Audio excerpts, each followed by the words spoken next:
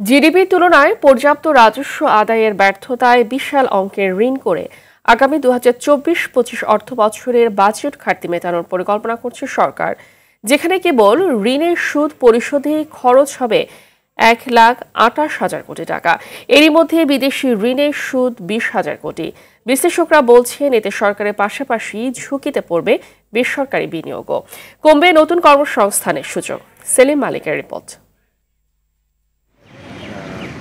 অর্থ মন্ত্রণালয়ের সূত্র বলছে, চলতি অর্থ বছরের চেয়ে প্রায় ৩৫,০০০ কোটি টাকা বাড়িয়ে আগামী ২০২৪-২৫ অর্থ বছরের জন্য প্রায় ৭,৯৭,০০০ কোটি টাকার বাজেট ঘোষণা করতে যাচ্ছে সরকার, যেখানে মোট বাজেট ঘাটতি থাকতে পারে ২,৫৫,৯০০ কোটি টাকা। নগদে ৫০০ টাকা বা তার বেশি পেমেন্টে পেতে পারেন ঢাকায় জমিসহ ২০ কোটি টাকার পুরস্কার।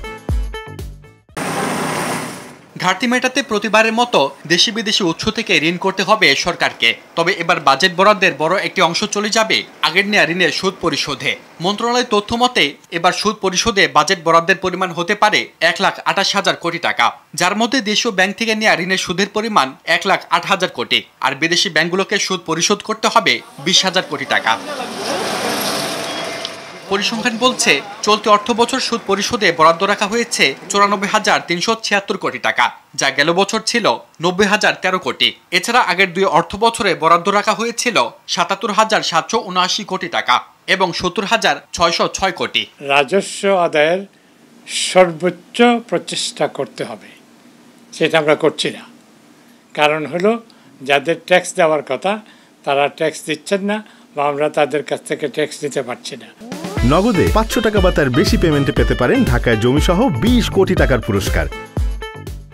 বিশ্লেষকরা বলছেন, কালো টাকার মালিকদের বিরুদ্ধে কঠোর ব্যবস্থা না নেওয়ার ব্যর্থতায় রাজস্ব আদায় বাড়ছে না। কালো টাকা বানালে পরে আমাকে কর শোধ করতে হবে ১৫% হারে, আর আমি যদি সাদা টাকা করতে যাই তাহলে ২৫% হারে করতে হবে।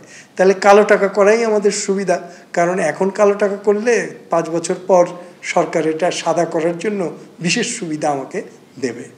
এই বিপরীতমুখী নীতিমালার কারণে সরকারের আয় কমে গেছে। সুদ পরিশোধে বিপুল টাকা চলে গেলে দেশে বিনিয়োগ ও কর্মসংস্থানের সুযোগ কমবে। সরকার যেই কম বিনিয়োগ করবে সেটুকুর জন্য ব্যাংক থেকে তাকে প্রচুর টাকা ধার করতে হবে, প্রাইভেট সেক্টর তখন আর ধার পাবে না।